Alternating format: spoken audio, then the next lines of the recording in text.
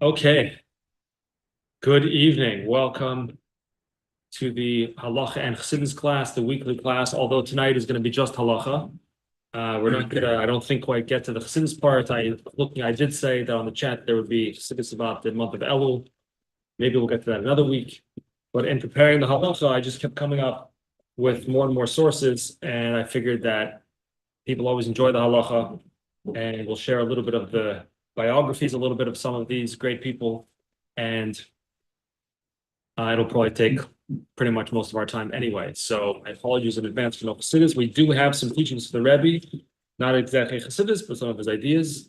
So hopefully that will make up for it. So let's get ready. The topic is checking tefillin and mezuzos, but specifically mezuzos. But a lot of what we're going to say would apply to tefillin as well. But it's specifically going to be about mezuzos. So let's start with the Gemara Masechta Yuma. There's basically two places in Shas that discuss mezuzah. There's a Masechta Yuma because it's in the context of discussing, does the Beis HaMikdash, the rooms of the Beis HaMikdash, do they need a mezuzah?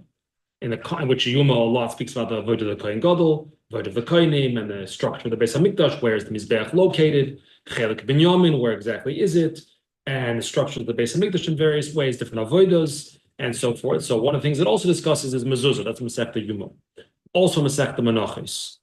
So here we have in Masechta Yuma Daf Yud Aleph Omid Aleph. The Gemara says it's discussing about sakana. We're not going to get into that exactly to stay on track. The Gemara says the end of the first line here: Mezuzas yochid nivdekes pamayim b'shavua. The mezuzah belonging to a yochid, to an individual, meaning a private home, I think, we'll see, is nivdekes pamayim b'shavua.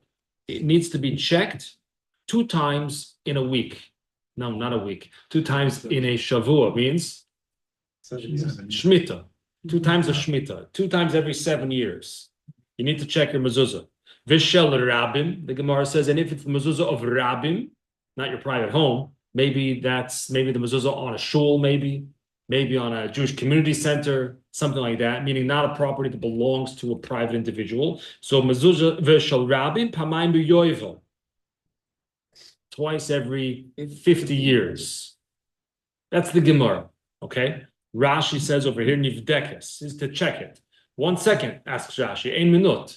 What do you need to check it for? Didn't you buy it from your local shtetl sofer? You don't know the sofer, he's not a reliable, God-fearing Jew. What do you think he sold you a piece of paper? What did he sell you? He sold you something that's not a mezuzah? What are you checking it for? You hear the question? Nivdekes, checking. The Gemara says like Pashut. You have to check it. For what? Says Rashi, Nivdekes, shemen nirkava. Maybe it's deteriorating a little bit. It's rotting a little bit. Oy nignava. Maybe it's stolen. Maybe you didn't notice because they used to insert, like in some places in Eretz Yisrael, they still have like this, right? They would basically cut out in the doorpost and insert the mezuzah in. Or Rabbi Savitsky's shul, if you ever notice, if you ever go to Rabbi Savitsky's shul, the mezuzah is like that. It's set into the stone. It's covered. They have a covering of some plastic or glass covering over there. So that's what Rashi says. Check it, number 1. Maybe it's decomposing, it's deteriorating a little bit. That happens. It's just a piece of paper after all. Well, not chas v'shalom paper, but parchment. Or maybe it was stolen. So you better check it. How often? If it's your private home, a private mezuzah, we're going to check it 1 second, twice every 7 years. If it's shel rabim, a community center or whatever, maybe a Chabad house, I don't know. Is the Chabad house personal or communal? Years ago, I remember there were a group of students by our Shabbos table, and they said, Rabbi, we have a debate amongst us. I said, what's the debate? They said, we took like an informal poll of students. What do you say when you want to tell your friends you're going to Chabad for Friday night dinner? Do you say you're going to Chabad, or do you say you're going to the Wertheimers? And there was a split on that. So, okay. Yeah, you had a question or comment? Yeah. So according to Rashi, it would seem that really if it was a shul of Rabbim, then you should have to check it twice every 7 years because there's more people there. There's more chance of it to get stolen. People are touching it more. It could deteriorate. Interesting. So two things. You said it's stolen or touching. So I don't know why you're touching it. Well, stolen. Stolen, really. More Stolen. people are there, it's more likely for it to get stolen. Or you might say on the opposite, a Jew's not going to steal it.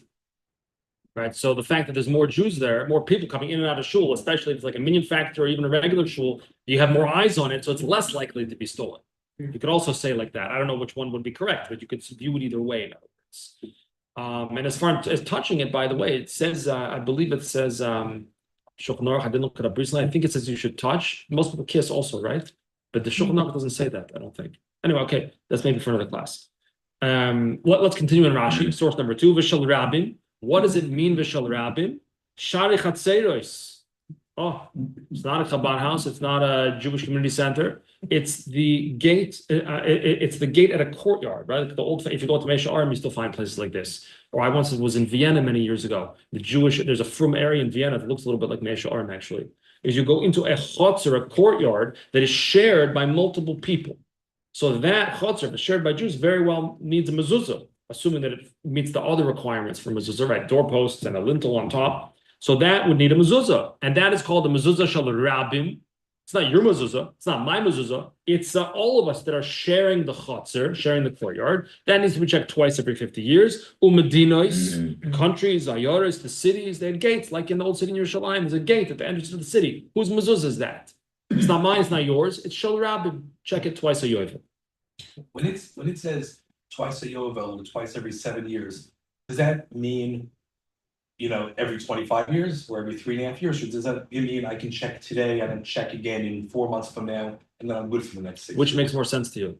Well, I would think every 3.5, but it doesn't say that.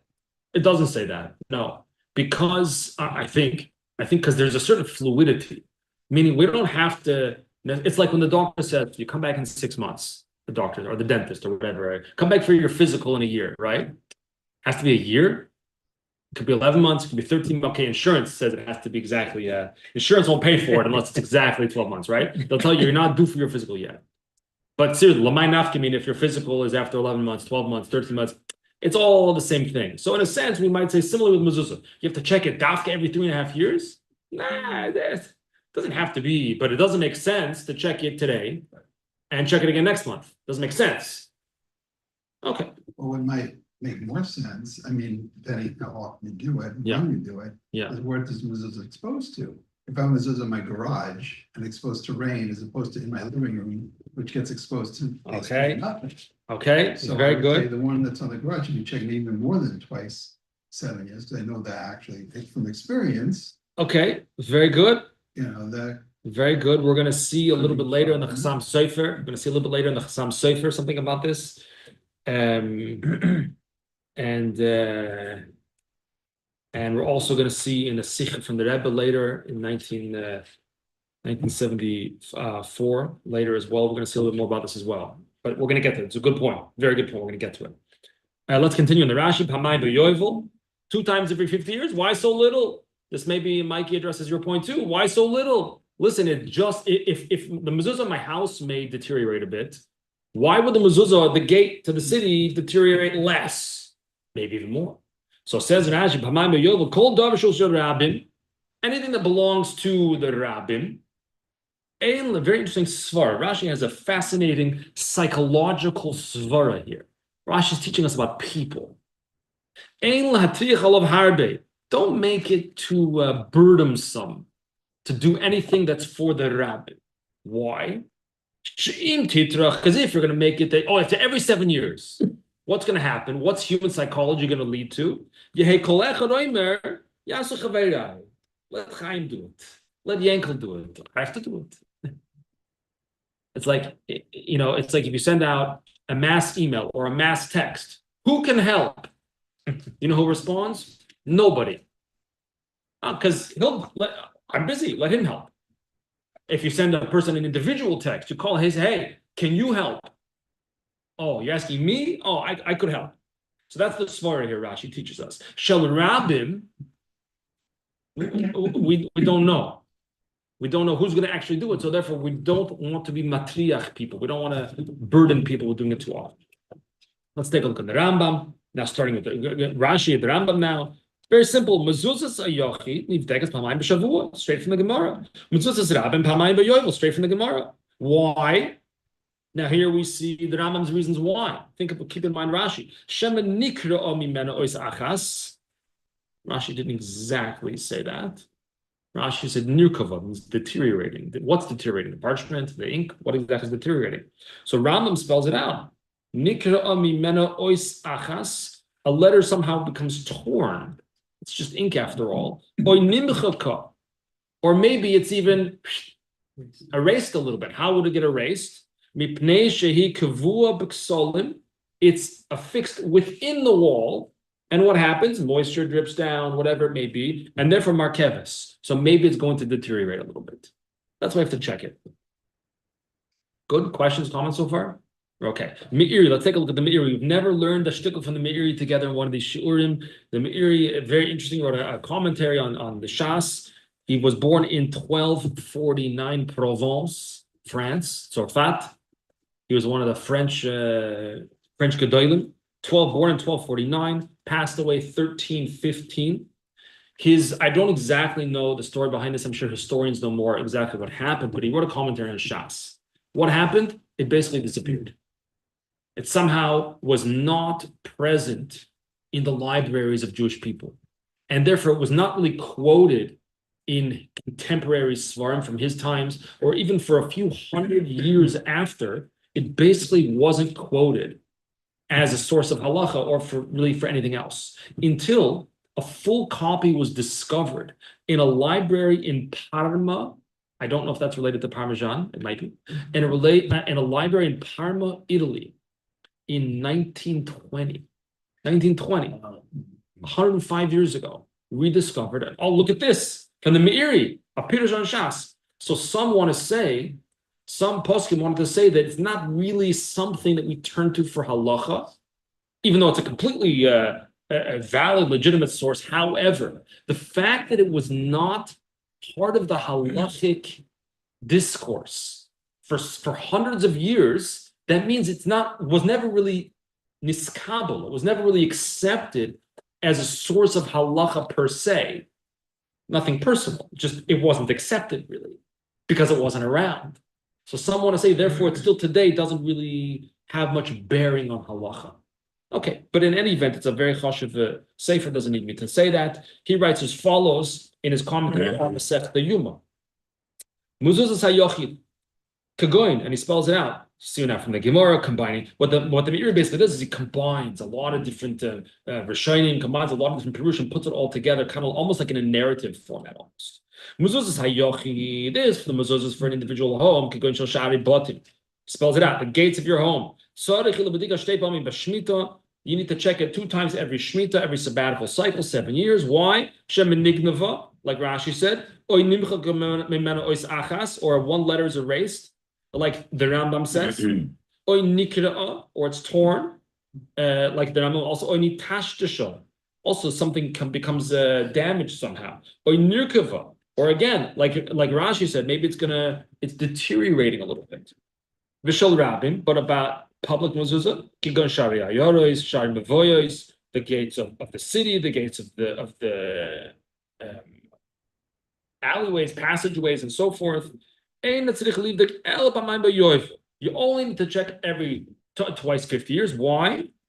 And we have now from Rashi, Rashi's Svar rather. Because if you're going to make people do it too frequently, they're going to be misrashlim. They're going to be, I don't want to call people lazy, but they might be a little bit lazy. I'm not going to do 1 second. And we're going to rely on assuming, oh, you probably did it, right? You did it. Okay. So we're good. Yeah. Comment, question? Yeah, is once every 3 years really so frequent that people aren't going to want to do it? I don't know. Well, depends how many mezuzot there are in the community. How many mezuzahs? Depends how much the Seifim are charging. Why doesn't everyone just do it together? Wouldn't that solve all the problems? That's an interesting question. Another thing is that another thing to contemplate is that who says there was even a Sefer in your shtetl? Who says there was a Sefer? You had a Rav. I assume it was a Rav. Was the Rav also a Sefer? Not necessarily. Was he also a moil? Also a sheikhet? I mean, you needed a sheikhet in town. Was there a moil necessarily? I don't know. Maybe they need to call him from a nearby town. The soifrim in the olden days often would travel from town to town and go to set up shop in a city for a week, a month, whatever it was, and check mezuzahs tefillin and then move on. It's not like today. Today you can FedEx things, even if you don't have a soifrim where you live, you can send it away. You can FedEx it. It's not a big deal. So no, it comes down to human psychology. How often is going to be a hassle? It's like, you ever see a garbage can overflowing in a shul? In your house, your mother says, take out the garbage. Oh, me? Yeah, you. Take out the garbage. In a shul, who takes out the trash? Usually the rabbi. Who takes out the trash? How come? Why doesn't anybody say, oh, the garbage is overflowing? Like, especially a sukkah. Go to a sukkah in especially in a sukkah. Go to a sukkah in Brooklyn during sukkahs. A sukkah, I'm talking about not a person's sukkah, a sukkah for next to a restaurant. Disaster. It says in Shulchan Aruch, you can't even have a garbage can in the sukkah. How come no one thought to clean up the mess? Okay, because someone else will do it. No, always assume someone else will do it. So the Meiri says you're going to be misrashlim. You're going to rely upon the fact that probably someone else will clean up this mess. And at the end of the day, no one else cleans it up. So I guess the Chachamim thought if you're going to make everybody check it twice in 7 years, it's not going to happen. It's too often. So then what will happen then? Then it will never happen. So instead, they said twice in 50 years, and at least we hope in twice in 50 years that'll happen. Who keeps track of that? I don't know. Okay, let's now turn to our first. Well, not first. Actually, we already had the Rambam. Let's now turn to an Achron, the Bach. Who the Bach is, Bach stands for the Bais Chodesh, the new house. He wrote a commentary on the Tur. The Bach was Rabbi Yoel Sirkis in Poland, a very choshev Rav, 1561, born, died 1640. One of the things that the Bach is famous for, amongst many, is his son-in-law. His son-in-law was the Taz, the Turei Zov, who wrote a commentary on the Shulchan Aruch. The Taz actually took him to a Din Torah. There's a whole ma'aseh about this. Maybe we'll speak about that sometime.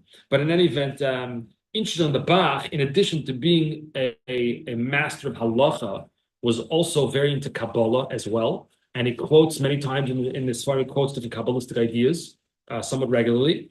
And he wrote a few Sfarim. His most famous sefer is the Bach, which is the commentary on the Torah. Halacha. Sometimes you have Kabbalah, but he also wrote, in addition to some other Sfarim, he also wrote a commentary on the Pardes Harimonim by the Ramak, by Moshe Cordovero, the great Mekubal and Svas, the generation before the Arizal, really the predecessor to the Arizal. So the Bach, the same person who teaching us halacha, wrote a commentary on the Sefer Pardes Harimonim, which is a Sefer Kabbalah. Just interesting that you see many times. Some people think, oh, Kabbalah, halacha, nothing to do with each other, but many times there's a lot of overlap, and the same people that are teaching us halacha were themselves mekubalim, and they're very into Kabbalah as well. The Magen Avraham Shulchan Aruch is often quoting from the Arizal. From the Magen Avraham, what's the Magen Avraham? Halacha. Halacha. Then how come he's quoting the Sefer Kavanas from the Arizal? Also, because really there's no such thing as halacha in Kabbalah. There's Torah. There's Torah. Torah is one thing. Okay. Anyway, but let's take a look in the Bach. The Bach is going to mention our sugya and add one nakuda, which is the reason I quoted the Bach, that I want to share with you. This one point the Bach adds. Mezuzah Yochid, Braisa Perakama de Yuma. It's a Braisa on the first chapter of Yuma, which we saw already in source number 1. Pirush Rashi, we saw source number 2. Is Nivdekes why? Why didn't it check it? Shemenirka Vaynikdava, it's deteriorating. It was stolen. And the Rabbi Mezuzah don't make people do it too often because they're going to assume someone else does it. Here's the Bach. Venir. Zok the Bach. Ta'filu bayis. Even a house that has many residents, meaning we're not talking about a family per se, a house with many different residents. And they together are chipping in. Each gives $1, a kopek, a ruble, whatever it costs. They're chipping in, and they together are fixing a mezuzah in the doorway. They have, I guess, private rooms in their home. Then they have one doorway that goes to the Rishus Harabim. That's the front door of their home. Is that mezuzah's yochid? and needs to be checked twice every 7 years? Or is that Mezuzos Rabbim needs to be checked twice every 50 years? You hear the question? So a bunch of people living in a house, I guess roommates, and you and your room have your mezuzah, my room, I have my mezuzah, but then we have a door to an entrance also to the house. We need a mezuzah there too, right? I mean, the same like a two-family house also. Oh, It has, yes, you one have it in Queens, entrance, one- right? You have in Queens in certain places you have an entranceway. And then one goes this. Oh, so according to the Bach, huh? I mean, right, according to the other reasons, it's not a city, if it's a city or this, it didn't mention houses or smaller. Here the question is, because maybe this is mezuzah shel rabbin. Right, okay. It's many people. Yeah, but if the whole thing is psychologically, you would still feel a sense of ownership to that mezuzah. Okay, very interesting. Let's see what the Bach said. Let's see how the Bach paskins. Nikreis shel yochid. This is the mezuzah of a yochid, and therefore needs to be checked twice every 7 years. The ein nikreis shel rabbim ella, which I think you just said. The only time we're going to call it the mezuzah shel rabbim, and that therefore needs to be checked twice every 50 years, is b'shari chatzeros of an actual chotzer, an actual courtyard, not the door to the house. Door to the house is still going to be mezuzah's yochid. Door to the courtyard, that's different. Or umedinos, the whole country, or the whatever the area, va'ayoros, the city. The hochi machmi push Rashi. He says, and if you look at Rashi, that's really what Rashi is telling you. As Rashi says in source number 2, shari chatzeros umedinos va'ayoros. Period. Says the Bach, therefore, if you have a house that's shared multiple roommates, the front door is a private mezuzah and needs to be checked twice every 7 years. Yeah. So the entrance to like an apartment with dozens of families in there would still be considered after? It's a very good question. Let's say you have an apartment building with 500 units in it, 500 apartments in it. It's hard to imagine that front door mezuzah is mezuzah shel yochid. It's hard just for me to picture that. I mean, the other question is, chances are they're not the ones that put it up either. Maybe the owner, put it up and now it's not even there. Yeah, and also it's very likely or possible. Imagine like a big apartment building, right? Kew Gardens, we don't really have like that so much. But in Brooklyn, you do, other areas of Queens, you do. You walk in. What happens when you walk in the front door? I'm talking an apartment building, a 4-story apartment building with 100 apartments in it or whatever, right? You walk in. What happens when you walk in? There's a lobby. Maybe that's more like a chotzer. It's more like a courtyard. There's a lobby where people leave, at least in Brooklyn, they leave their stroller, they leave their kids' bikes, their Amazon packages pile up. That's a chotzer maybe. So maybe such a mezuzah is not really like this house that the Bach is talking about. In that case, what if it's owned by a non-Jew, the farm building, and he doesn't want a mezuzah? Then it might not be because you're not, if you're mixed, if it's owned by non-Jews and it's a mixed building, then you probably. Very good. I mean, I don't Very good. Then you need a mezuzah in your apartment. This is the benefit of having it though. No, not if it's. Well, is there a benefit of putting a mezuzah on the wall right over there? I guess not. There's a benefit of putting a mezuzah where there's a chiyuv to put a mezuzah or a suffix chiyuv. Then there's a benefit of putting mezuzah. What's the chiddush to put a mezuzah somewhere that you don't need it? You can still protect the building that you're in. Yeah, there's a shayla. Some people were given an eitzah to put a mezuzah in the car, but that's not mitzvah halacha. It's not mitzvah halacha. Such not on the door of the car, in the car. I've seen such a thing. I'm not saying you should do that, but that's not a halacha. It's not that's not an obligation. Okay. Yeah. Any other questions, comments? בסדר? לא הגענו עד החסידות עוד. כן, אין חסידות no, הלילה. Yeah. mezuzah is something chomer that you write on a paper. How come psychologically, if you're gonna check it or not, if it's for people, so you're gonna check it, and if it's something that it's good. I mean, you know, how come if people will put other guy, you do, suddenly the mezuzah is going to stay for 25 years.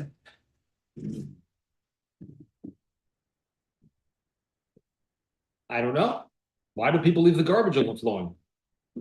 No, but I mean, you have to check because maybe something's gonna happen.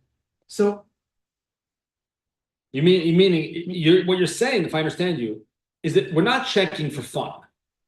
We're checking because there's an actual reason to check. Oh, what taka are we checking for? No, but I It's think not kosher. it's why are you Why would it waiting, not be kosher? why are you waiting Sounds like 25 that. years? Why are you doing twice in 25 years? Just because people are gonna say somebody else to do it. If it has to be checked often, so every has to be 7 checked. years to make sure it's good. Right, I mean, these yeah. mezuzahs are gonna last just as much. I mean, Because maybe the 25 years. yeah. Okay. So it's a very good question. And those are usually Let's- outdoors. let's Those think are like outdoors, this. right? The ones that are twice every, a lot of times outdoors. First of all, That's now Baruch Hashem, different most likely than in the times of Shulchan Aruch and Gemara and so forth. And now Baruch Hashem, they make mezuzah cases that are, that are waterproof. Yeah. Right. Like on the mezuzahs that I have in my kid's bedroom is one type of thing. Mezuzah that I put on the front door is either like a glass tube with like a stopper in it, right, to keep out, or some other type of sealed. Now you could buy that, right? It costs you a few dollars. You buy it, and that's much better for the mezuzah, obviously. Let's think like this. You go buy a mezuzah, right? Who do you buy it from? You buy it on Amazon, Khalila.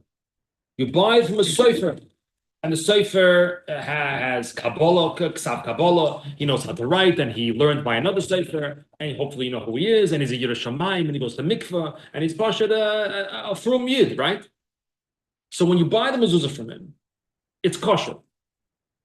And if he's a real Yiras Shamayim, obviously he checked it, and he gave it to someone else to check before he sold it to you, right? Hopefully, right? Mezuzah, especially tefillin. Tefillin is don't go buy a pair of tefillin without figuring out where you get it from. Unfortunately, there's stories. Unfortunately, mezuzah too, but tefillin costs a lot more than mezuzah. Although now mezuzahs are also not so cheap anymore.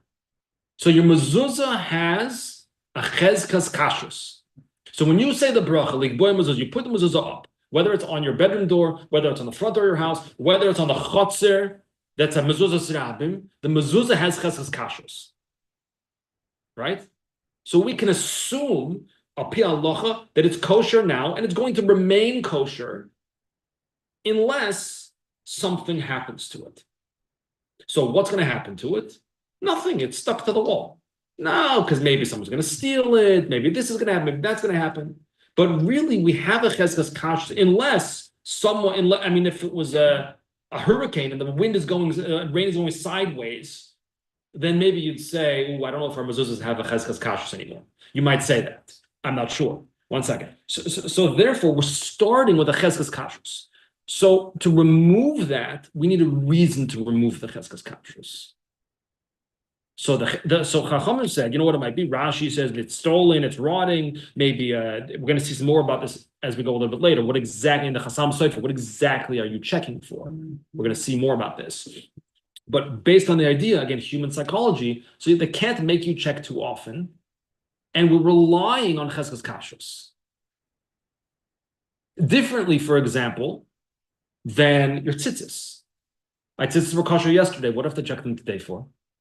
No, tzitzis is different. Why? Tzitzis hang down. You step on them, especially kids, right? You step on them, they get trampled on. You sit down and get stuck in the chair. So tzitzis, you cannot rely on the chazaka from yesterday. Just because I checked my talis yesterday, my talis cotton, I checked it yesterday. Who says it's kosher today? It got stuck in the chair. I stepped on it. Whatever happened. Sitting in shul, somebody bought it. Whatever. So that you cannot rely on chazaka. But a mezuzah that's innocently affixed, screwed into the door, chazaka, chezkas kashrus. So we can continue with that chazaka al pi halacha until we have a reason to believe otherwise. So the Chachamim said, by the way, with mezuzah, it's outside. You better check it twice every 3 years. Does this make any sense? It's not sense. Yeah. If someone doesn't cover their mezuzah, then is there chezkas? It's elsewhere. It says you have to cover the mezuzah. No, you Oh, have to you cover need it. one? Yeah, it's supposed to cover. Yeah. Right.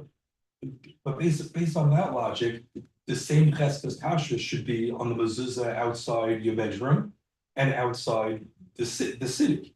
Correct. So we're saying that tircha de tzibor, or the feeling that someone is going to pass the buck to someone else, is going to trump the whole idea of cheskas kashrus, or is going to make that level of why are people, differentiation. like, why is Yeah, the home not because 25 years? It's a home in your house is probably more, Yeah, because ultimately we say that a mezuzah has more of a cheskas kashrus than tzitzis, but not 100%. Not 100%. We can't assume for the rest of our life, just because we bought a kosher mezuzah from a Yiddish Shamayim Sefer and put it on, we can't assume it's going to be kosher for the rest of our lives. So the Gemara says, you have to check it. No, I understand, but the cheskes kashrus on a mezuzah outside of Chatzir or outside your bedroom, it's from the same sofer. You can interchange them, like the cheskes kashrus is the same. Yeah. So the concern of the need to check becomes so greatly less of a concern of it not being kosher. Yeah, because just because of the tier of the tzibur. yeah, tirka de tzibur is a real thing. First of all, we take that into But many kosher areas. Yeah, Because we rely on cheskes kashrus. Cheskes kashrus meaning is a real halachic principle that we can rely on, unless we have reason to believe otherwise. And in the case of mezuzos rabim, we're concerned. What's the other option? The other option is you'll never check it. It's better than nothing. Yeah, so we're checking it, and in the meantime, we're relying on cheskes kashrus, which is legitimate. And cheskes kashrus applies in many areas of halacha. right, but for the mezuzah that's outside your house or your bedroom, couldn't you in theory say the same lack of concern that we would have for the mezuzah by the ear, which requires twice in a yovel? I'm not feeling checking it. I'm lazy also. It should still be good for twice in 50 years, because if it wasn't, we shouldn't be allowed to do that for the Yeah, ear. but If it turns out non-kosher, you don't have an excuse. But that's like that's interesting. Okay, once it's interesting. That's like you don't want to check it. You know, they say in 2025, they say that sounds like a you problem. That's not my problem. Go check it. You don't want to check it? Okay, so you don't want to check it. What do you want from me? Person says, I don't want to do this, I don't want to do that. That's your issue. I don't want to go to shul in the morning. Okay, that's your problem. Shulchan Aruch says, go to shul, daven the minyan. You don't want to? Okay. What does one have to do with the other? Maybe there's another point. Please. The house mezuzah is doraita, no? Yes. מדינות ועריות, I mean, maybe it's not doraita, it's more Well, lenient.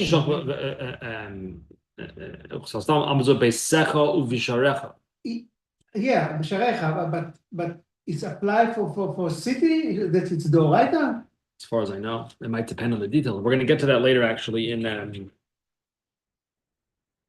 Choyvas Hador in source 8. We're going to touch on this a little bit, but I think it's doraita. I think so.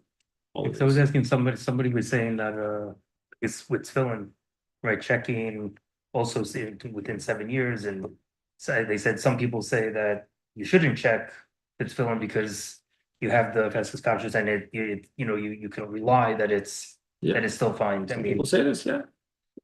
There's different approaches. Okay. Okay, the Shulchan Aruch, source number 6. Finally, we get to the Rabbi Yosef Karo, the Shulchan Aruch, born in 1488, Toledo, Spain. Fascinating life. He traveled all over. Born in Spain, 1488. What happened 4 years later? Inquisition. So he left Spain with his family. He was 4 years old. And they fled and they wandered, or his family wandered around for a while, various different places, until they settled in Constantinople, Turkey, aka Istanbul. He moved at some point to Adrianople, somewhere else in Turkey. I don't think it has the same name anymore, like Constantinople. He began writing the Bet Yosef, his commentary on the Torah, which is on the page. We had source number 5, the Bach. The page of the Torah has the Bach on one side and the Beis Yosef on the other side. These are the two, especially the Beis Yosef, the heavy hitter. The Beis Yosef is Rabbi Yosef Karo. He was 34 years old when he started writing the Bet Yosef. How about that? I was definitely not writing a commentary on the Torah when I was 34. In any event, from Adrianople in Turkey, he met while he was there two Mekubalim, Reb Shlomo Molcho, who I believe was a controversial figure. Some say he proclaimed himself Messiah. He didn't proclaim himself Messiah. I don't know exactly. Reb Shlomo Molcho and our dear beloved author of the Lucha Doidi, Reb Shlomo Alkabetz, Reb Shlomo Halevi Alkabetz. He also met they came to Turkey and he met them there, and this apparently had a big influence on the Beis Yosef, who obviously was very influenced by Kabbalah, and in many places the Beis Yosef quotes different sources of Kabbalah in many places. Then he moved to Bulgaria for a short period of time, and on his way to Eretz, and he stopped in Salonika in Greece on the way to Eretz Yisrael, and also stopped in Egypt. Okay, anyway, as we know, settled in Sfas. And okay, so he writes very simple, Shulchan Aruch, Siman Reish Tzadik Aleph of the Hilchos Mezuzah. Mezuzas Yochi Nivdekas Pamayim b'Sheva Shonim b'Shal Rabin Pamayim b'Yovel. Straight and to the point. So that's the halacha. Supposed to check twice every 7 years. And there you go. Okay. Let's take a look. The next page here we have from the Chassam Sofer, the famous Rav of Pressburg of Hungary, Moshe Sofer or Schreiber, born 1762, passed away 1839. He learned in the yeshiva of Rabbi Nosson Adler, who was a Makubal, and he was a Rav, he was a Makubal. Rabbi Nosson Adler, had met the Chidah when the Chidah went through many, many travels. Traveled all over Europe and Egypt and Germany and France and Italy, traveled all over the Chidah. He wrote a sefer called Magal Tov about his journeys and where he stopped and the dates and what he did there and so forth. So when the Chidah was in Germany, and this Rabbi Nosson Adler met the Chidah, that apparently the Chidah was in Kubal in addition to being a Rav. Yes, it had big influence on Nosson Adler, who was a teacher again of the Chassam Sofer. Yeah, okay. Anyway, the Chassam Sofer writes as follows. Omnam, ma inyan abadika. What is the purpose of checking? Tosfos explains as follows, that the reason for checking the mezuzah is the lav le'inyan chasedus v'yasedus koma. It's not to see if a letter is missing or if there's an extra letter that was accidentally written. That's not the purpose of checking. Shema Beloi, maybe they Ella, rather Shema Beloi, rather than because again, why you're not checking for extra letters or missing letters? So there was You bought it from a God-fearing cipher. This is Mezuzah is good. Mezuzah is good. So what are you checking for? Shema Beloi. Maybe it became what's the word, warped or something like that. Damaged in some way. What are damaged? Yeah, maybe. V'nis kalchulu. But tefillin, that's by tefillin, he says. That's what Tosfos explains by tefillin. Says the Chassam Sofer v'huadin b'mezuzos, and the same concept applies to mezuzah. Shema nirkava, maybe it became damaged or nigna was stolen. K'pirish Rashi, the Yuma Yud Aleph, as we saw. Ach poshet, says the Chassam Sofer. Simple. The bedika bifnim bo'inan. We have to look on the inside of the mezuzah. You can't just examine the outside and say looks okay. It doesn't look like it's water damaged. That doesn't work. Rather, you have to look at the actual letters to see, did a letter actually decay? Maybe one of the letters is a leg of the aleph is missing, right? Not because it wasn't written that way, but because nowadays you have computer checks, which is not enough, by the way. A computer check alone is not enough. You need a computer check and a hand check. And I can tell you that my son, who wrote a Megillah recently, I took it to a cipher to have it checked it by computer, came back with certain mistakes, whatever, and fine, fix the mistakes, move on. Then he found that a tzaddik, I don't remember which word it was, maybe it was a fey, it was either fey or a tzaddik, I don't remember. In the middle of a word, he had accidentally written as a langet tzaddik. A tzaddik sofit. And the computer didn't catch that. It was a perfect letter. It was just the wrong letter. Anyway, so he says, this is very interesting. Since we're checking not to see is the mezuzah written properly, you don't have to be you're not actually writing it. You're just seeing, do the letters look okay? So who could do that job? Anybody, says the Chassam Sofer.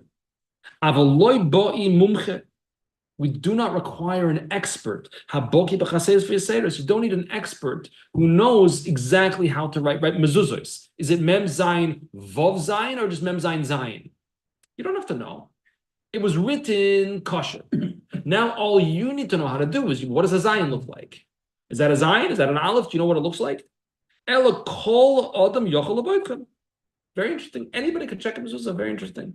I don't know if nowadays we would go by this necessarily, because even to check a mezuzah, to know what the letters exactly are supposed to look like, but that's what the Chassam Sofer said. Anybody could check it. But you have to look at it. You have to open the mezuzah for sure. I mean, you have to unroll it. You have to look at every single letter carefully. Because that's the natural progression, is that it will deteriorate. By definition, it will deteriorate. It's a piece of parchment and it's ink. It's going to deteriorate by definition. So you must open it to look at it. And again, back to the beginning, Chachamim established that how often do you have to do that? You have to do it every day? No, your tzitzis you have to do every day. Tefillin and mezuzahs you can rely on for how long? It depends, a certain amount of time. You can rely on it for a certain amount of time.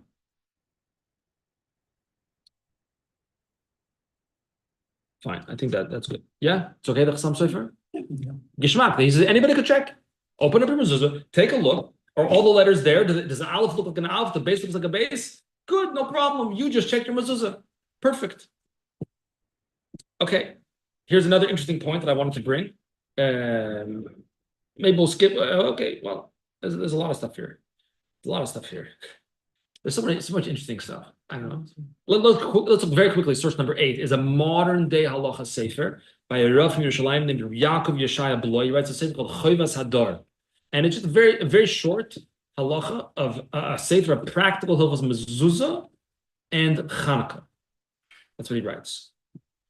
Connection, obviously, right? Because mezuzah is on one side, and the menorah is on the other side. Okay. He writes an interesting point. When you take down your mezuzahs to check them, does it matter where you put them back up? Or a mezuzah is a mezuzah. So says the We know it does. It does matter. Oh, why does it matter? Come to your point now. It's permissible to take a mezuzah from one door, put it on another door, comma, provided that that's if you're changing it from one doorway to another doorway that has the same level of chiyuv of mezuzah.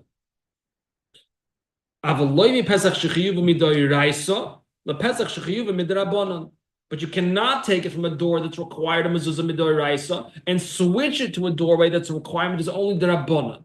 That you cannot do. So therefore, the practical advice given is when you take your mezuzahs down, put it in a bag, little Ziploc or whatever, and on the bag write bedroom number 1, front door, back door, whatever you want to write. Label the mezuzahs so when you get them back, you fix them back in the same place.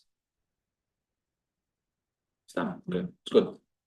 Okay, Mate Ephraim. This is what I was most excited about for tonight. Mate Ephraim. The Mate Ephraim is here. Here's my Mate Ephraim right here. I got this in a used Svarim store in Mea She'arim. I saw it on the shelf. It was spotted. I said, "Oh, there's my Mate Ephraim." It's a very famous sefer, Choshev sefer by Rabbi Ephraim Zalman Margolios. He wrote numerous Svarim, including Shari Ephraim, which is the go-to sefer on Hilchos Kriyas HaTorah. Sha'arei Ephraim. He also wrote Yad Ephraim, which is recorded in Shulchan Aruch sometimes, on like some of the commentaries on the bottom. And he wrote various other Svarim, including the Mate Ephraim. Why was I excited about the sefer? This is the go-to sefer for Chodesh Elul. If you open up Shulchan Aruch, what does it tell you about Elul? Not so much. One or two little things over here, not so much. Slichot, this and that. Okay, Ashkenazim say less, Sephardim say more. It doesn't tell you so much. Here, you have pages and pages and pages about Elul, pages about Minhagim of Elul so much, and he goes through all of Tishrei, Shana Yom Kippur, and some on Sukkot as well. And he was very interesting. The Ephraim Zalman Margolios, actually his brother was also famous, Rav Chaim Mordechai. We've spoken about him before. He wrote the Shari Tshuva on the Shulchan Aruch, on the page of the Shulchan Aruch. Ephraim Zalman Margolios was not a Rav. I mean, he was a Rav, but he didn't act. He wasn't the Rav of a shul. He wasn't the Rosh Yeshiva. He had a private yeshiva in his home. He was very wealthy. So if you could pass the test, which apparently was a very high standard, you had to be a big Talmud Chacham. He himself was mamish a gewaldige Talmud Chacham. to pass the test against his yeshiva, he paid for you, and he would support you. So he had his yeshiva in his home, but he didn't. He was a rav, but he didn't function as a rav per se. Didn't have a kehila, but he wrote svarim. He was a posek. So people write him shilas from all over because he was mamish a chashiv person. Anyway, he was in Poland, in Brody. So here we have, he writes as follows: Kvar bi'arnu. Yeah, this is from the first section in the Matei Ephraim here, where he talks all about Elul, a long passage, many minhagim and things about mamish. It's a whole long piece here. It's pages and pages. It's like pages and pages here, all about Elul. Fascinating, all sorts of different minhagim, fascinating stuff. So this is a go-to sefer for Elul. Kvar bi'arnu. Ki hachodesh Elul hu me'uter l'tshuva. Gewaldig. The month of Elul is crowned for this is the opportune time to do tshuva. For hayore is dvar Hashem, and one who fears Hashem, yesh lo fash peish b'maisav, has to examine his maasim, to check and see, where am I holding, what am I up to? V'yoshav koyd v'sudasei, and you have to do tshuva before you eat. Why do you do tshuva before you eat? Oh, it says in Hilchos Kippur. It says in Hilchos Kippur that you're supposed to say vidui by mincha before the Suda Mafsekes. Why? Maybe, God forbid, you'll choke at the Suda Mafsekes, God forbid, and you won't make it. So you have to do tshuva before that. And also, before you go to sleep, do tshuva before you go to sleep in Elul. You don't have to wait till Elul, by the way. Just saying. V'yachshiv, and you have to contemplate im nafshay, contemplate. I don't know how to translate this exactly. Contemplate with your soul, meaning make a serious, a serious cheshbon. Limta avoinai, find where have you gone off the path. Lischaret, to regret it. Ulisvados. And to confess to Hashem your sins, and do tshuva, and God will forgive you. For Yosef, became a mitzvah. You have to add your stolz. Is that a good translation? Add stolz in your mitzvahs. To get up with alacrity. Don't sleep in. You have to mamash get up. Oh, no, I'm sorry. It goes to the next paragraph. In Kiddush Levana, specifically, we're going to skip this part for the sake of time. It's very interesting because he says, even though normally some poskim say you could say Kiddush Levana after 3 days. Although interesting, the Beis Yosef brings in Hilchos Rosh Chodesh, the Beis Yosef brings from Kabbalah, Rabbi Yosef Gitalki or something, he brings not to be Makadosh the Chodesh, not to do Kiddush Levana or Berkata Levana before 7 days. I'll pick Kabbalah. But anyway, so we're going to skip that part because we don't have much time right now. Let's look on the third last line, the second last word. So is this saying about checking? Because I just finished here. One second. V'yesh anshe maise. Are we anshe maise here? Yes, we are, absolutely. Men of deed, men of action. Noigin shebachodesh hazeh mafash b'shim b'dikduke mitzvah. Those who are men of action, we don't sit on the sidelines. This is not a spectator sport. We are going to be, we are careful in our mitzvahs. Check your tefillin and mezuzos. And also other mitzvahs too. Check your other mitzvahs also. But specifically mentions tefillin and mezuzos. A good minhag, says the Matei Ephraim. And this is during Elul. During Elul specifically, you can check it many times, but specifically Elul. Yeah. It's not directly related, but because that there's a cheskas, like what you said, kashrus, Yeah. does that technically mean that you're not even allowed to check it more than twice or just around more than 10 times every? Matei Ephraim says check it during Elul. How many times does Elul come along? As many times as you want? How many times does Elul come along? Once a year. Once a year. So check your tefillin. Mezuzah says Matei Ephraim once a year. Does Shulchan Aruch say that? No. Is this an obligation? That's just what you maybe Shulchan Aruch is just saying that's what you have to do. Oh, correct. See, this doesn't sound also like if you can those times when years you're going to check it, you should check it in Elul. I don't know if you should check it every year in Elul. It says Yesh Anshe Ma'aseh Noegin B'chodesh Hazeh, that B'chodesh Hazeh in this month. Do you have to do this? No. Let's take a look at this letter from the Rebbe on the next page, 1955. Was ich habe geschrieben, this that I wrote to you is man soll beutig sein die Mezuzos. I wrote to you, you should check your mezuzos. Yiddish, sorry. Or maybe not sorry. This that I wrote to you, you have to check your mezuzos. So he wrote to a certain individual to check their mezuzos. Is das nicht, weil ich bin chas schon choishe them? It's not because I'm worried that maybe you have no mezuzos, or maybe because you put up non-kosher mezuzos. I'm not worried about that. Nor azoi wie in ähnlich Fall. Und euch nehmen dich in acht Ideen in Mechilto, wegen bedickes Tefillin mezuzos. So here you see the Rebbe connects it to a Mechilto. I'm taking into account that it might be, in certain instances, miyomim yomima yud beis chodesh, that says that you should check your tefillin every 12 months. Chotch der din is even though the halacha is, as we saw in Shulchan Aruch, is as this is genuged zweimal in a shmita, it's sufficient, it's enough to check 2 times every 7 years. Nevertheless, says the Rebbe, habe ich der Rebbe geschrieben, wie bei mir hat sich abgelegt. I wrote to you what makes sense to me. The way it's abgelegt, you can't really translate that word. The way it sits by me, says the Rebbe. As man soll itzter beutig sein die Mezuzos, you should check them. Und das, was mit der Zeit viele seinen Dinge kosher. You're going to say, but Rabbi, they were kosher last year when I had them checked. What do I need to check them again? What do I need to check them again for? Again, twice in 7 years, fine, but I just checked them last year.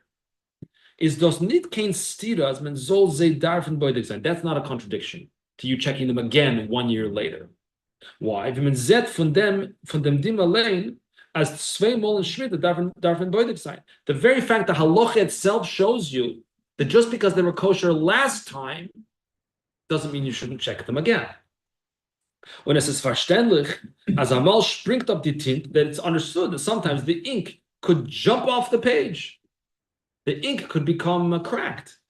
Oder es kommt einmal rein a bissel Wasser unter den Schädel von der Mezuzah, or maybe a little bit of water creeps in, especially Mezuzah outside, obviously. Und dort, wo es ist verbunden mit gesund, and in a case that's connected with health, so I don't know the person who wrote the letter, they were having some issue with health, it seems. Tut man euch kleinere Sveikos zu bessern dem gesund. We take even small sveikot, even small sveikos, small doubts into account if health is on the line. So we see also connection, a spiritual connection to mezuzah and health. Something about checking. It's not just that you're looking to see if the mezuzah wasn't kosher. Mezuzah probably is kosher. If you had it checked a year ago, and it was checked by a reliable sofer, and it was written by a reliable sofer. So we're not assuming, and the Rebbe says, I'm not suspecting you of having something not kosher. Mezuzah is fine. Anyway, check it. You said before that you have to have a reason why you would take down a mezuzah, but then using this logic, you could always find some reason to take it down. Well, you don't have to have a reason to check a mezuzah. I thought If you have a reason, like let's say someone takes a bucket of water and dumps it on your mezuzah, now you have to check it. That's not a good idea. Now you must check it at that point. Now you really, maybe there's really something wrong with it. Or it's been an experiment, unseasonably humid for a. Unseasonably human, maybe whatever else it might be. But the Shulchan Aruch is just telling you that even if you don't have a reason to check it, you still have to check it. And the Rebbe is adding to that on top of this, it's not necessarily having anything to do with the kashrus of the mezuzah. It's kosher last time, it's kosher this time too. We're checking it because there's a whole, and we're going to see in the next thing, as an avoida of Elul, something connected to checking. Checking itself is the mitzvah. Yes. So it's like searching for whom. It's searching itself is the mitzvah, not finding the mitzvah, searching. So why not do it every week? I mean, you can get clear. I want extra mitzvahs. I want. It's not a mitzvah, it's not the time. Mitzvahs a year. Well, I mean, when you. because then ein l'davar saif. There's no limit to it. Then we have no ending to it. A year, especially the end of the year, Elul is the end of the year. It's also the hachana for the upcoming year. The end of a year is a time when it makes sense. You're wrapping up, just like with an accounting. You wrap up your books in December, end of December, whatever. You wrap up your books, whatever it is. I'm just giving an example. You wrap things up at the end of the year. You take a look, what did I do last year? Were our financials in line with our business, whatever? So similarly, spiritually, with Elul, we're taking a look. How was the past year? There's a minig brought in Lubavitch also that the Baal Shem Tov taught that from the Chai Elul, which was his birthday, you should do, which leaves you 12 days left of the year. On the 18th of Elul, think about your Tishrei of the past year. On the 19th of Elul, think about your Cheshvan of the last year. So there's a whole avodah of Elul, of checking. You want to check him every week? I mean, I guess so. But you're checking to find if there's a problem. Well, there might be a problem, by the way. So. But the because point is like, not. Why, if it's practical, I would check all my outside mezuzos every year, Oh. and maybe the inside mezuzos every, you know what I mean? I wouldn't make say this is equal to this, because. So Al Pi Halacha, you don't have to check him every year. But I'm saying if you want to do practically, because outside it's 100 degrees at 0 degrees, it rains. Inside it's between 60 and 80 and it doesn't rain. Okay. So. I'm not gonna say you're be wrong. extra careful, so I'm checking the outdoor ones every year and the indoor ones every 7 years, twice. I'm not going to say you're wrong. What we just learned is what we just said. Now there's no chiyuv. But let's take a quick look. I know it's almost time. Let's take a quick look in the Sikh from the Rebbe, 1974, which was shortly after the Rebbe had created what called Mivtza Mezuzah, when the Rebbe encouraged people to make sure everyone has a mezuzah, and checking the mezuzahs also that had been encouraged. And he got some feedback. He got some critical feedback. You're making things up. It's not what it says in Shulchan Aruch. And the Rebbe responded to this critical feedback. People saying what are you making up new things and you checking mezuzahs every year? What are you making up stuff? What are you doing? So this is also Yiddish. Der noch kommt noch zu noch ein. שיעור קבוע עכשיו, שיעור קבוע. Chazak Baruch. Pretend. Hashem. Yeah, it's a shir. I'll have to go to shul. Shir kavua. You can't argue with a shir kavua. Der noch kommt noch zu. We have another point. Noch ein. Another point. Der Eufen Ibud HaKlaf is given Bizman Hashas. The way that they made the klaf during the time of the Shas, and this is given, it's the versus the way they make klaf today, is in ganzen and andere Eufen Ibud HaKlaf. It's done a different process. They did it differently. Und es ist da azam min Eufen wie me bearbeitet dem klaf verkehrt as das halt sein länger. So the way they made the klaf back then was different, and it absorbed the ink better. Der Dioi v'tagim mit allen Yonen. Und es ist da azam min Eufen was me bearbeitet dem Fell. What does that say? Dem Fell was demot hold sich dem Dioi al klaf as sagt schwacher und weniger Zeit wie es ist given bis Shas. But now the way they make klaf doesn't absorb, doesn't hold, doesn't retain the ink as well. So the Rebbe is saying there's another issue now. Is that the klaf back then wasn't the klaf of today. So then they were saying check it every 3.5 years. Now, maybe even more often. Is that we're not going to change the Shulchan Aruch. The Rebbe is responding to his critics who said there's no reason to check it more often. And let's see what else I want to say here. But I thought the Rebbe in number 10 wasn't saying that there's a concern of damage or things like that. He wasn't. This is a different source in the Rebbe. Saying there is maybe more of a concern of damage. Yeah, that's right. He's adding a different point here. And what do I want to say specifically? The fourth paragraph. Look at this. Those who say that it's a hassle, what do you have to check it for? And so forth. They're Mate Ephraim, who we quoted. The Mate Ephraim quoted in source 9. And look what the Rebbe says now. Is given a Yid Lamden. The Mate Ephraim knew how to learn. He knew what he was talking about. And he was very excited, he was very involved in practical halacha. He writes with regard to Elul, as minag toivus b'chodesh Elul tzvei mol in a shmita. The dafke Elul here seems to learn the way you said before. Seems to learn the way you said. Dafke chodesh Elul, all the mezuzah rabbi ein mol in yovel. Schreibt there. Schreibt es wie alle halachas and seine simonim when they get to Elul b'chol shana v'shana. Oh.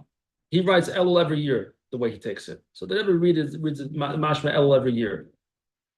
Was der Fuhn weiß As a filo as mizicher, even if we're certain, as dos is given a kosher mezuzah, even if we're positive that it was a kosher mezuzah and given a kosher tefillin, is b'sham and darf hoben a toisefes bracha melamayla. Even if we're positive, here's the spiritual component. Even if we're positive it's kosher, and therefore there's no chiyuv to check it. Okay, twice every 7 years, but based on the Matei Ephraim, even if we're positive it's kosher, but if you need extra bracha in your life, it says here in the parentheses, choser ktsas behatep.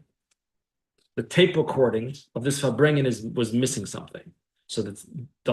missing something in the recording of the Farbrengen. So it was a weekday that this took place, obviously, this Farbrengen of that took place. Nevertheless, darfen boidig sein in Mezuzos and Tefillin. You have to check your Tefillin, Mezuzos and Tefillin. Aval people's von Faryor and Elul is a durchgegangen a your side, even though from last Elul it's already a year. And it doesn't matter. Check them anyway. Halachically, is there a requirement to check them? No. Matei Ephraim, who, as the Rebbe says, was a Yid Lamden, he knew what he was talking about, says to check them every Elul. What are we checking for? Well, we're checking to check. We're checking to examine ourselves also, as part of the avoid of Elul, checking all our actions, all our deeds. It's not just about the mezuzah. It's about checking. It's about examining. It's about fashbesh b'maisa. But take a look at my past year. What did I do? What did I not do? What am I hoping to do? What am I hoping to achieve? To check, to examine. Will you find mistakes? That's like almost like a cycle. First of all, when it comes to a person, everybody's going to find things that are missing and things that are we're going to find extra letters and missing letters. Everybody is going to find that. But in fact, the Rambam, the daily Rambam the other day, it writes, he's talking about Karbonos, writes that there's no Jew who's never over a mitzvah saseh. Everybody somewhere is over a mitzvah saseh in their life. So everybody has something to find. Might you also find a problem in the mezuzah? Yeah, you might. Maybe last year the Sefer checked that it was fine, but this year was, you mentioned it before, maybe extra rainy, extra humid, whatever it may be. So maybe you will find something, but it's not, the purpose of checking is not just, maybe it's not kosher. As Deborah writes in the letter, your mezuzahs are kosher. And the same thing here, Matei Ephraim, you knew you checked it last year. He still recommends, it's something perhaps of a spiritual component to it as well. So to wrap up, the Gemara says, check your mezuzah twice every 7 years. Shulchan Aruch paskins like that. Seems to be that's what really is the obligation, twice every 7 years. But there's an inyan. There's an inyan from the Matei Ephraim, the Ephraim Zalman Margolius, who was a Yid Lamden, who very much knew what he was talking about, knew how to learn. That there's an added spiritual component of checking our mezuzah, specifically in Elul, and that's something that the Rebbe encouraged very often as well. And especially if a person would like a little bit of extra bracha, it's a great idea. Any closing comments or questions? Yeah. When the Chassam Sofer said that anyone can check it, does it apply to us now? That's a great question. I had the same question as you. Because I don't think we all know exactly what like the surest letter is. Exactly. I think nowadays we have to bring it to a sefer. And in fact, not every sefer is also a magia. Magia means someone who knows how to check them as well. So just because you know how to write it doesn't necessarily mean you have the qualifications to check it. It's a little bit of a different thing. So you have to bring it specifically to a sefer who's also a magia, who knows how to check. So I think, yeah, nowadays the Chassam Sefer, he writes, anybody can check it, but I don't think nowadays we do that.